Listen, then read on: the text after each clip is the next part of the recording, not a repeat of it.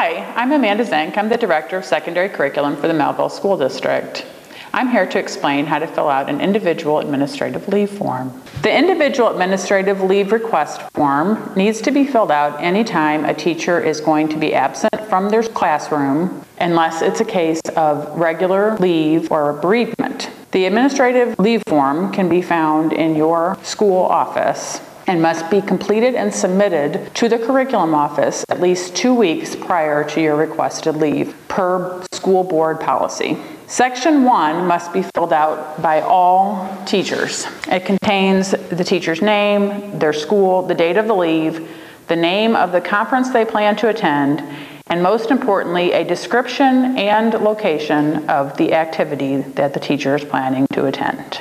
If the teacher is requesting administrative leave for a field trip or coaching event, they can then skip to Section 3 of the form. All other teachers must fill out Section 2, which includes the district goal being met by the activity, the building-based goal being met by the activity, and the MSIP process standard number being met by the activity. The district goals and MSIP process standards can be found on the back of the individual administrative leave form. Building-based goals are found on the building CSIP plan, which should be located in your school's main office. Section 3 is the substitute request section of the form.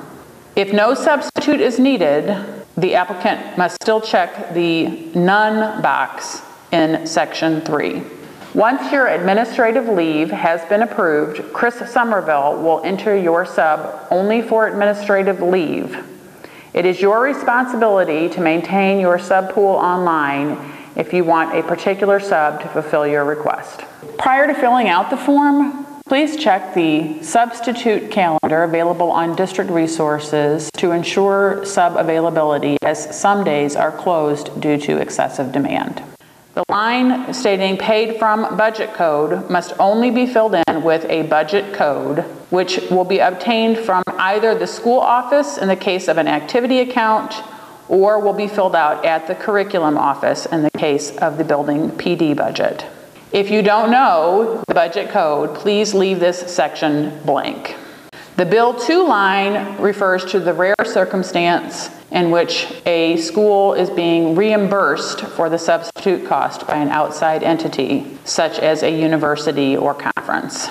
Section 4 is the registration cost for the activity. If the workshop or conference requires registration fees, that is where these will be listed. Again, the budget code will be either filled in by the curriculum office, or in the case of an activity account, by your school office. And if you don't know the budget code, please leave this line blank.